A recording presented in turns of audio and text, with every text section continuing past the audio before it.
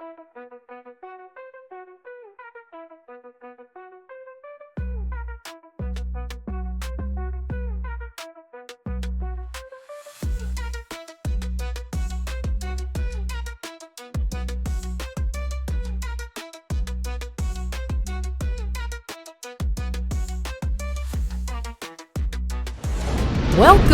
to the 2400 Block Podcast with your host, Ken.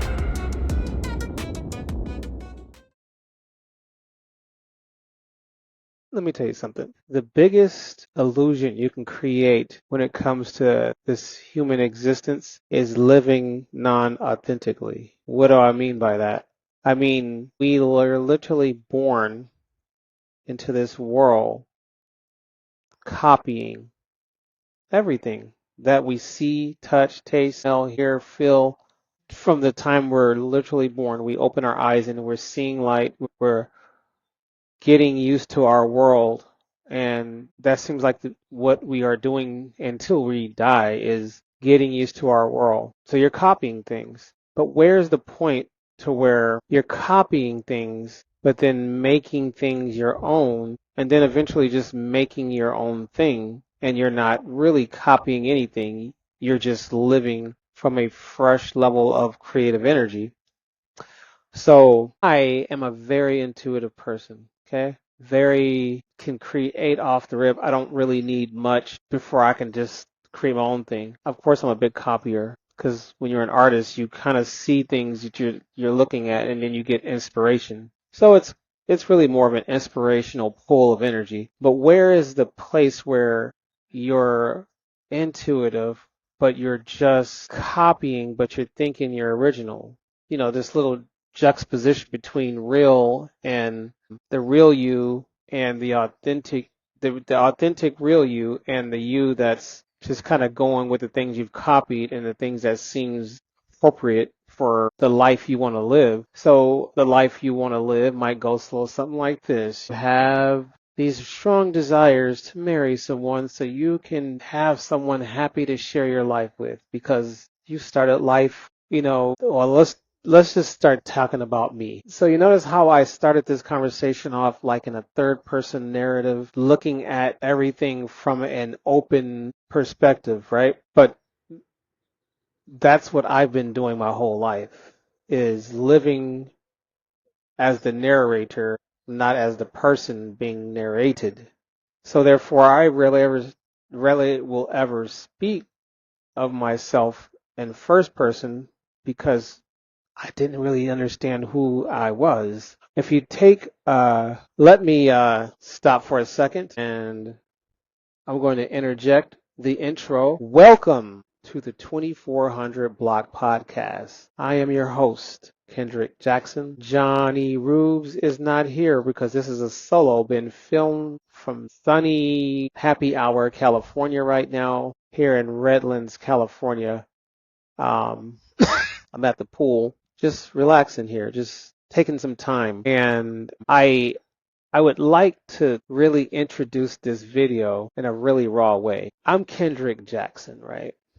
I'm also known as the Mad Content Creator. Yeah. I'm also known as Universal, that's my art name. I'm also known as Bougie, Cali, the Guru Trucker, because I trucked for many years. But who in the fuck is Kendrick Jackson? It's a good question. Tune in. So, who the fuck is Kendrick Jackson? I don't know. That's the honest answer. I really don't know. Johnny or John Eric, Johnny Rubes, Kendrick Jackson, Mad Content Creator, many names. We go back a while, and I'm not going to go into the wide range of the story, but we go back a while, and in our later years, we kind of tag back and forth on social media platforms, and stayed in touch. That's one thing that's interesting, the transition between, from early social media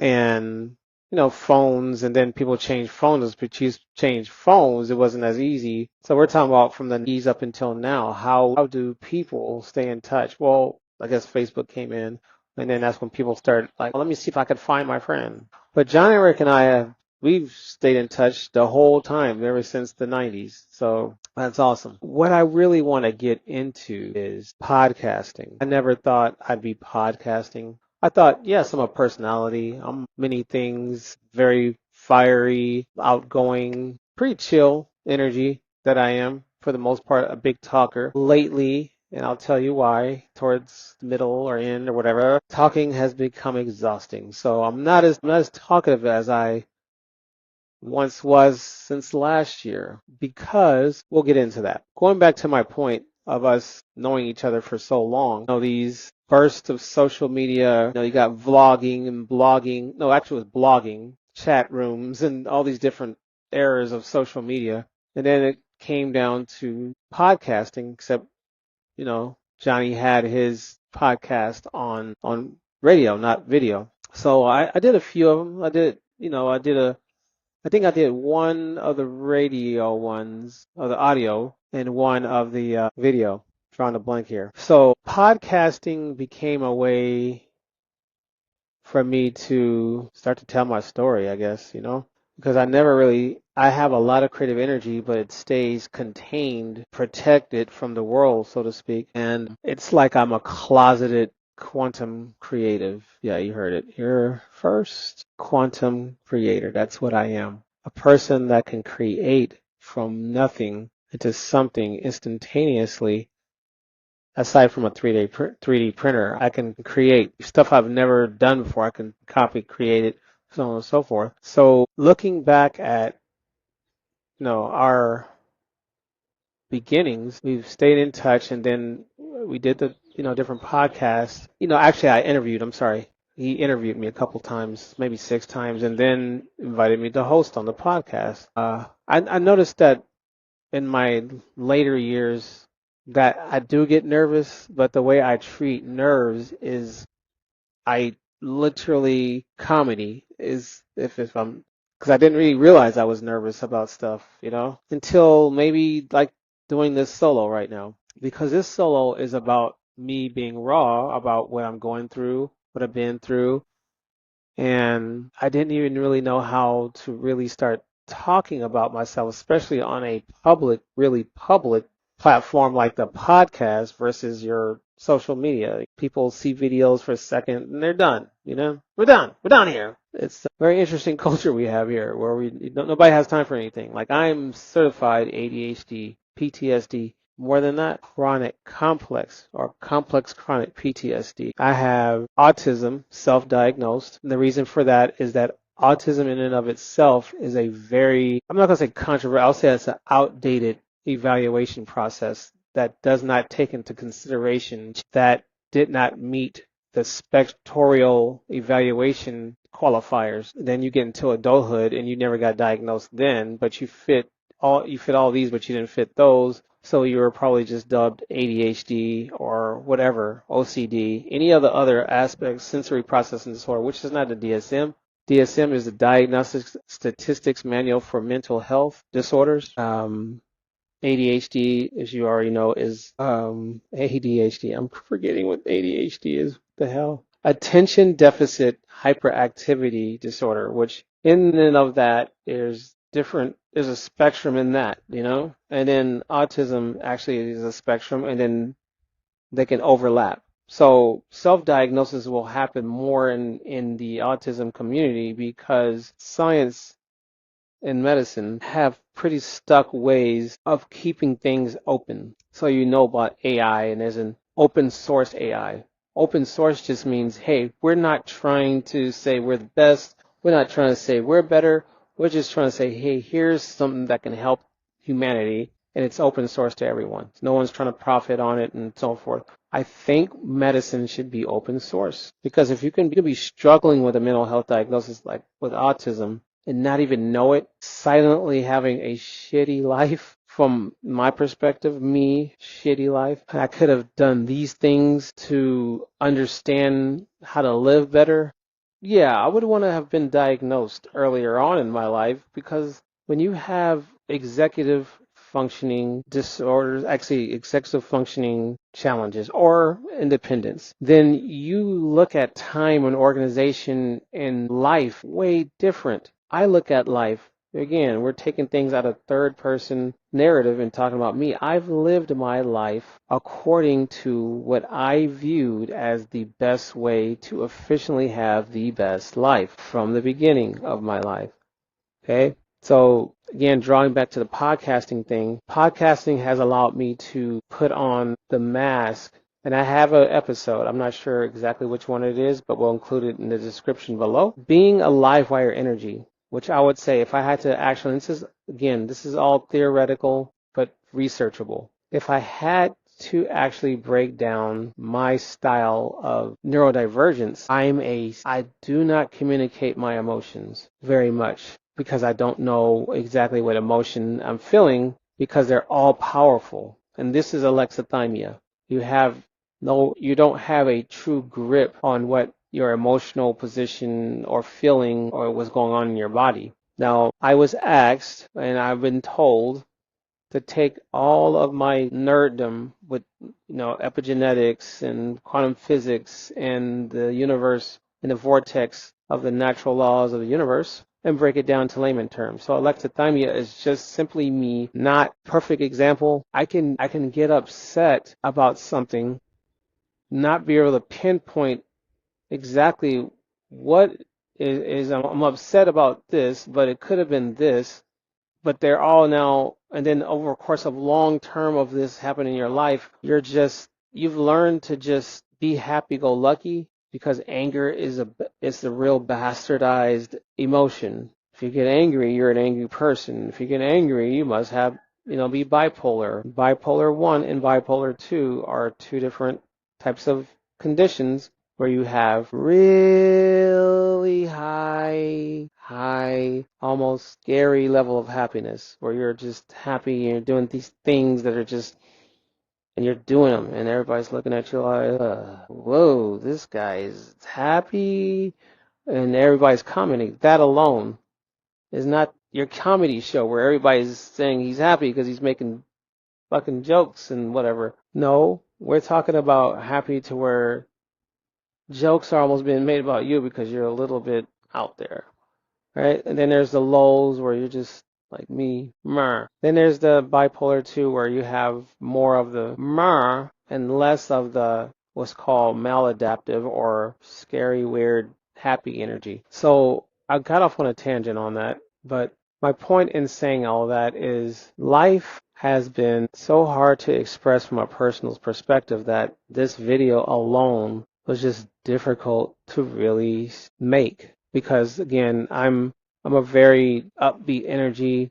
Something happened that's negative, I'll get upset about it. And I do have what's called rejection sensitivity dysphoria, where you're more sensitive to scenes or situations that make you uncomfortable because you've been made to feel uncomfortable, or you're rejected, or you weren't accepted. Enough of that happens, you begin to get rejection sensitivity dysphoria to where you seem to feel rejected all the time. Well, my lifetime has been traumatizing. It's going to have to be broken down into many segments, but just getting into the neurodivergence, I got diagnosed with ADHD 2013 from when I was living in Lancaster, California, from the Kaiser Behavioral Healthcare. I went into the mental health the news segment, just thus in, Kendrick Jackson goes to Kaiser Mental Health Behavioral Healthcare so he can get his mental health checked. Back to you, Ken. So no, it wasn't a mental health segment. It was me wanting to have taken my life because I had one of my moments where I had gotten so upset and wasn't being understood that I just literally snapped, and I'm like, fuck it, I don't want to be here. That led to going into Kaiser Mental Health Behavioral Health Care saying, hey, I got problems and no options. My mind broke. I got problems, yo. I got problems. Hey, mine is broken. Brain is choking. Hey, brain is stoking. Hey, I drop bars too. So anyways, so I go in, and at that point in time, I'd gotten so deeply lost in to what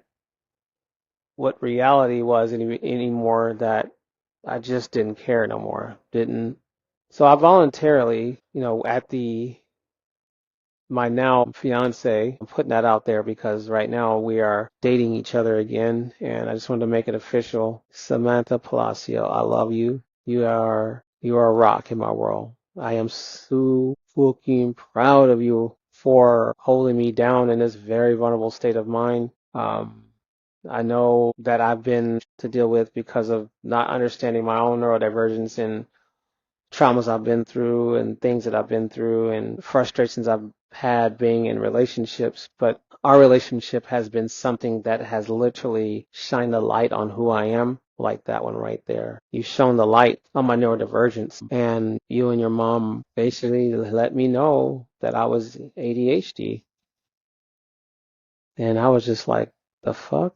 That sucks. You're gonna say I'm ADHD? I'm not even the hyperactive kid that's I gotta go all over the place and jump all over I can't sit still. You can't tell me nothing. No, that's my son. We'll talk about him on another segment. No, not in a million years could I have thought that that was going to be, I have ADHD. You like this? Just let me take a moment for this. This is, I think it's a Blue Diamond trucker headset, a Blue Tiger trucker headset. I'm not plugging. I'm just kind of reminiscing on trucking because I've been out of it for like going on 3 years now. I miss trucking a lot. Anyways, going back to Samantha Palacio, yeah, we split because of these neurodivergence, but she's the main one that helped me see what I could not see. Even if she showed the mirror, and I still could not see it. And we've literally been a mirror to each other because now the things that I couldn't see about me in regards to ADHD and autism, I was able to use my wisdom and with some medicinal plants to help shine a light for her so she can see things. And we're like we're soul twins. We're seriously soul twins. Like we are cosmic twins. We are twins on Earth, other dimensions. But we've been, she's held me down. So again, back then in 2013, I was going in. I was just over the stress and strain of what was going on with my family back then. Not gonna really get into that, but that was going on, and that was a lot of strain. And then, I, just divorced, so I was again when I'm sitting here like I don't know how what I've implemented in life and where I'm at in life, how it didn't equal power play because I started life, okay, boom, I'm school, no, I'm a smart guy, but I wasn't really like, I don't know why school just didn't seem like, it seemed like it was a waste of time or it just seemed like it was something to do, like you just do it. But my smarts are cosmic. I'm a claircognizant, so I literally am absorbing information from live and I'm able to implement it live. So I've always been this person that felt like I was invincible, but I had a really tough marriage that was just all my ideas and everything that I thought I was going to do because I went to the military. Joined the Navy in 97 and then, no, I'm sorry, 94, and I look back at my military experience and it was just epic. It was traumatic and epic at the same time. So I'm not going to get into it too deep, but it was a very honorable thing to do. It was epic. I'm on the biggest ship, CVN 74, USS John C. Stennis CVN 74. If you're a shipmate I'm a plank owner, so I am one of the first crew to start that ship up. So if you've been crew ever since then, I'm an OG plank owner. Lost my plank owner's plaque in the relationship struggle. I hope to get it back because I had a ceremony cup, glass, and stuff that went with it when we commissioned December 5th, 1995. Yeah. Yeah. Yeah, we in the Navy in 90, joined January that year is when, and then but before we actually stayed on the ship, we were actually in barracks in Fort Eustis. Now I'm going Navy. And then we came from the barracks and then we went from the barracks into the ship and start living in the ship while it's being built. And the noise, building the ship, noises levels is crazy. They weren't even truly tried and like emphasize ear protection back then. So yeah, I got tinnitus and I have sensory processing disorder, which means I'm just sensitive to smells, touch, taste, smells, and all that. Me, touch, not too much. Anyways, so yes, I'm a plank owner, USS John C. Stennis, and that was some really great experience, doing that. And I thought all that stuff I did in the military is going to bring me a great life and all that. Boom, my high school sweetheart. Should I talk about that? Yeah, I guess I'll talk about that. So I had a high school sweetheart that I thought I was going to marry. And then I ended up getting on the USS John C. Stennis. She ended up a year later after I got in going to VFA 125. And I'm sure there's still a squadron out there in Lemoore, California. And if they're not, hey, I'm not sure. Because back then it was Hornets and I think we had F-14 Tomcats in that squadron. So that was our air wing, VFA 125. So she joins VFA 125 in Lemoore, California, the air squadron. Boom, I'm thinking, oh my God, I'm going to marry this woman. She's in the military. I'm in the military. My God, we're going to do this. Within the time that she's in the military, she ends up getting a girlfriend. This is before we understood pronouns and all the different expressions that we just didn't know that are legitimately human expressions that just trumps how we live now, And neurodivergence, you're going to see a lot of the I'm sorry, I'm not great at saying that acronym. LBTQ, LBTQ, LBG, LBGT, LBD, LBGTQ plus. I think I got it right. But you're going to see a lot of that because human expression isn't sex. It isn't. It's variations of love. But anyways, back then I didn't understand it. It was very frustrating. It felt like my manhood was being sacked by a girl. And I'm like, wow, so she ends up with a chick that was in her squadron and it was a real relationship. I thought it was not, I was like, in my, how do I say this, in my 90s era, man, I think I'm gonna have two girls. This is gonna be my fantasy. No, it was a real relationship, real love. It was real stuff that happened. And it was just something to where you just want to cave in, but I was like, I thought I was gonna marry this chick. Anyways, we can edit that out, or we can just start talking. So anyways, those are some of the, that's just naming one traumatic experience for me for a relationship. But this is what started the trauma for me relationship-wise was my high school sweetheart. And then we had many fights and brawls before I went to the Navy. And, I'm thinking, I thought that, and this is, my perspective when it comes to, see, this is really hard. This is the reason why, I don't even want AI when I don't really want much cuts to this because this is what's raw. This is what's real. Is when we're able to talk, we not edit everything. Because one of the reasons why I didn't really want to. I was supposed to record this. See the pool? Yeah, buddy. I guess I can go to jacuzzi. Yeah, that's gonna be ill. Let's go over there. I guess we can edit that. But we're gonna go to the jacuzzi. But I love the rawness of this right now. Like I was saying, the reason why I did not want to, I was having a hard time doing this segment is because that means I have to literally, hey, I can just get in the jacuzzi. I love this. This is awesome. We're not editing that out either. I just want to make sure I don't have anything in my pockets before I get in. Okay. So this is good because my lighting is going to be, I should have took my shirt off. No, I don't have to.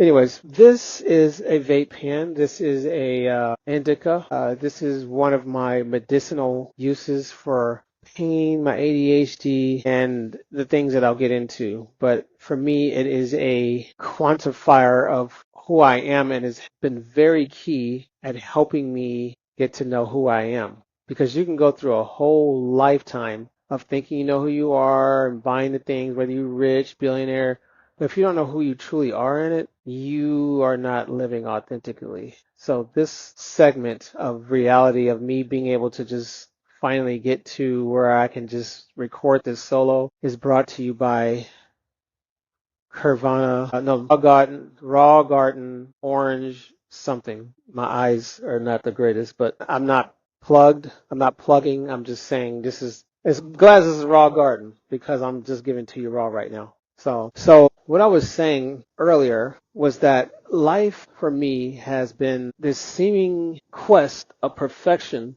but not able to really put any of it to good use, seemingly. You know what I mean? You talk about if 1 + 1 = 2, then that's what you expect to get. But I've been living life in very logically, and I haven't been able to really truly step into myself until now. 3 years ago, that 2013 was when I first got diagnosed with ADHD. And then from that visit where I said I didn't really want to be here, I guess I'm learning to just be raw, but I'm just trying to be sensitive to those who maybe are triggered. But suicide, that was an attempt back in 2013, and I went and got help, but that help helped me understand who I was. Again, I was talking about Sam. She and her mom were instrumental at helping me understand who I was. That's why I love you, babe.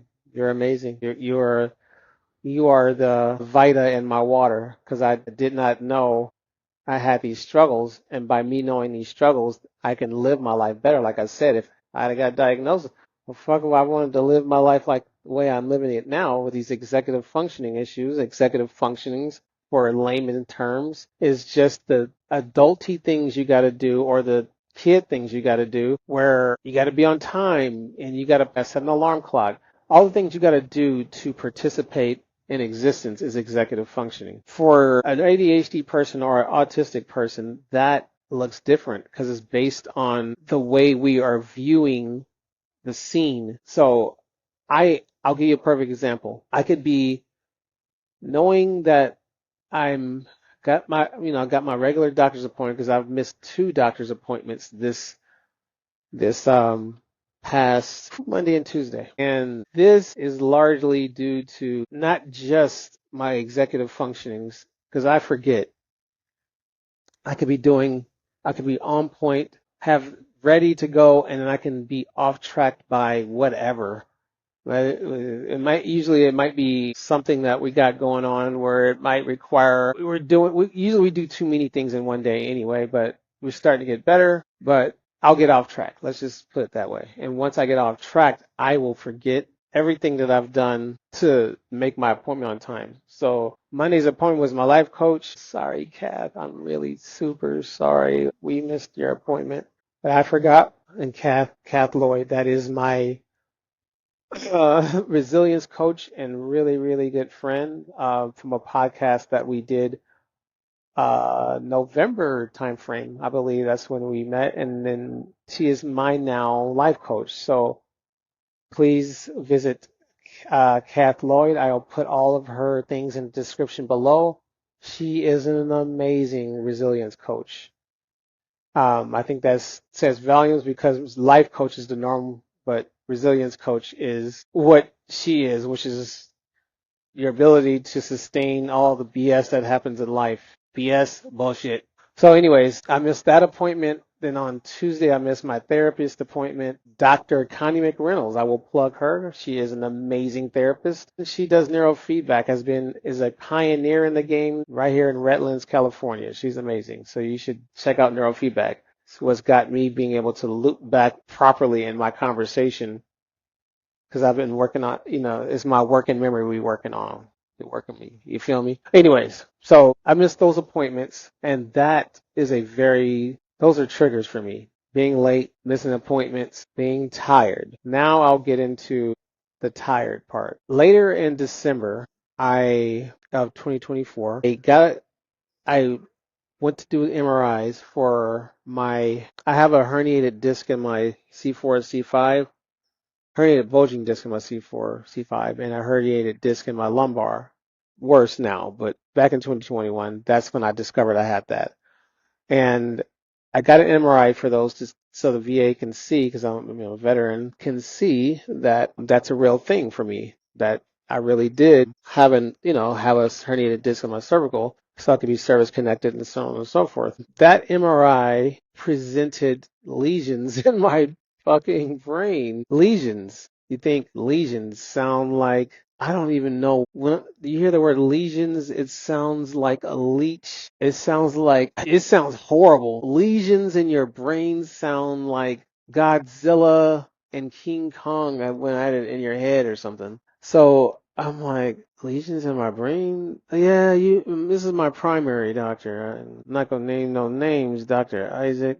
George Isaac is in. I'll cut that out. Anyways, when your doctor tells you, okay, MRI results are back and looks like you may have some lesions in your brain that may be concurrent with multiple sclerosis. And because the myelin sheaths around your neurons, your axon, the axons are they're the clusters of neurons in your brain firing off, and the axons are like literally the wire. It's the wire, and then there's a myelin sheath around the axon, and it's consistent of proteins that, it acts as a conduit. Conduit is the electricity that runs, because we still have the same electricity that runs through our bodies, runs through your neurons, and that lesion on your brain is that protein wearing off, and then it might look like this. So here's the axon, but the myelin sheath is so those little hanging fingers right there are the lesions. And now if you have an axon that's exposed,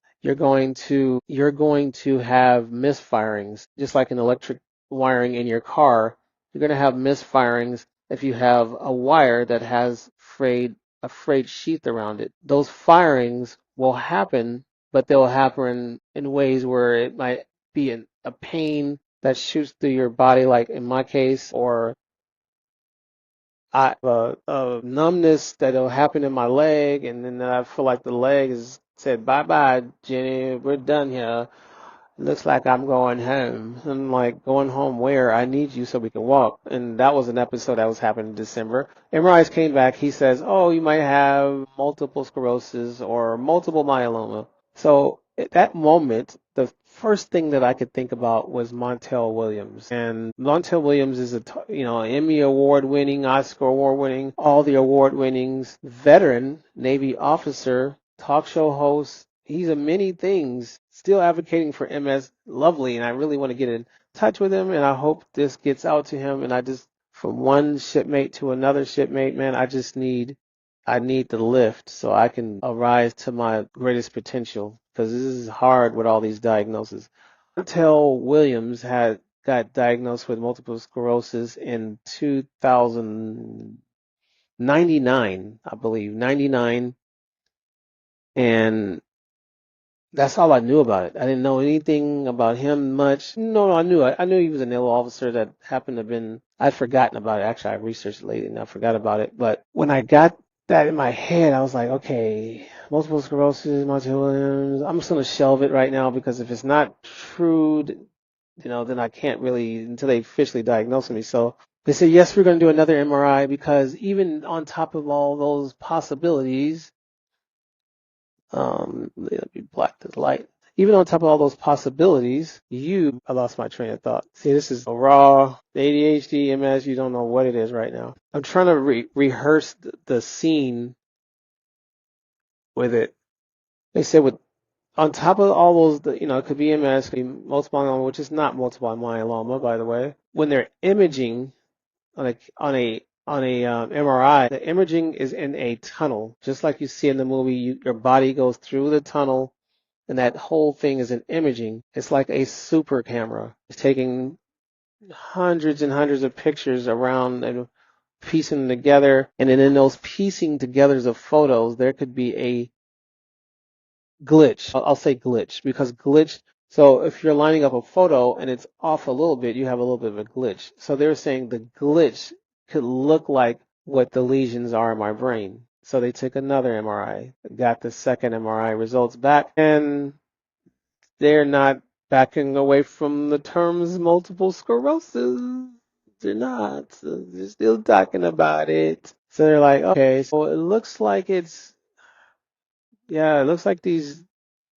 these images are still really concurrent with multiple sclerosis. And so I'm like, okay, so I've been kind of getting multiple sclerosis energy from December up until March. Now, what exactly is this multiple sclerosis? What are we working with here? Because this is a pretty heavy deal. So I just got them to just say we have to do the MRI to be able to not determine the second MRI. They did the second MRI and they're going, well, we're gonna have to do a spinal tap. A spinal tap is basically getting the cerebral spinal fluid that courses up and down your spinal cord, sending information signals. There's information that can tell them about the progression of the MS in time, in a timeline, I guess. So I do the spinal tap. Sam comes with me, and it was a nightmare.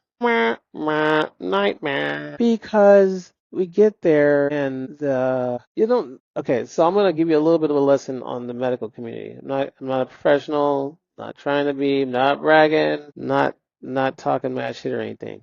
But the medical community from which this doctor is, she's a 2 year resident, and then they use the VA clinic, not use, but the VA clinic, the VA is a teaching medical system where the specimens and these doctors get to learn and do their things on us, the vets. So this doctor, no, it's okay. It's not a problem. Act as normal, what you would normally do. Boom, there you go. Ghost. She's the one that's going to do my spinal tap, and it's being done in a room that has brooms, cabinets open with shit, needles that are available. I was like, this don't look right. This don't look healthy. And the doctor is just saying to Sam and I, hey, it's just going to be one little area, and we're going to sterilize it very good, and it's going to clean the area so we can go in with a needle and stick it in your back, and blah, blah, blah. I'm a backstabber. I'm like, okay.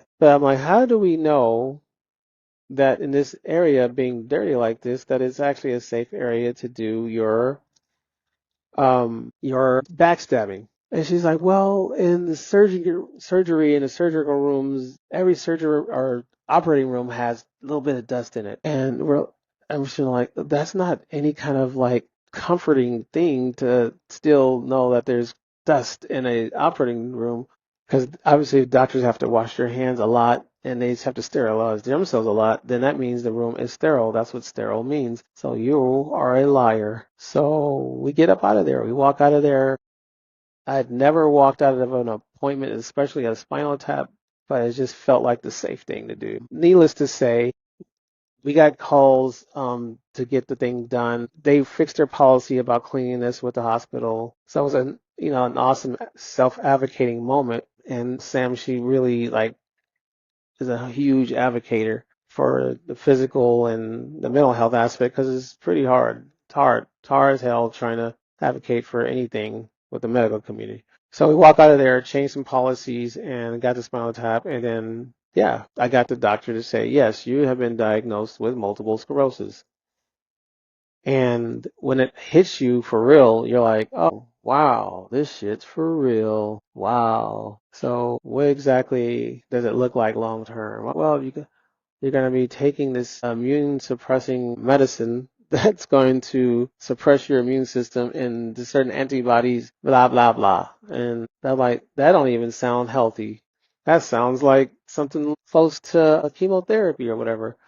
Anyways, so it was a lot of like advocate for myself, even with that, getting this particular infusion along with vaccines and them saying, hey, that doesn't make sense. I actually use Chat GTP, which is a whole other thing we'll get into. But yeah, for the most part, life has been really hard wrapping my mind around multiple sclerosis. Nothing really happens progressively if you don't address it straight up with honesty and vulnerability. So that's what this is about, being vulnerable and saying, yeah, hey, you know what? My super cape is a little warped. I just need a little bit of help. So that's the cool thing about, podcasting or doing any of any platform, is that you begin to see yourself, especially if you look back at your stuff and kind of see where you are and where you're at. then you begin to really start being honest about how much more can you do to improve your quality of life, your mental health. And I'm, huge in mental health because you get diagnosed with ADHD, 2013, and start learning that your son's autistic, and then you're like, oh my God, that's stuff I deal with. Now you're learning you're autistic. Then all these things start happening. You just get overwhelmed, and then multiple sclerosis happens. It's resilience. That's why I have a resilience coach because I'm a resilient motherfucker. Yeah. So all to say that I wanted to record this like 3 days ago, and John Eric and I were gonna do it, but I faced the reality of I'm nervous about talking about my bullshit and how much pain is involved in it and blah blah blah, which I just still didn't really get into. But at least I was able to just be honest and talk about it and start the conversation. Yeah, I'm Ken.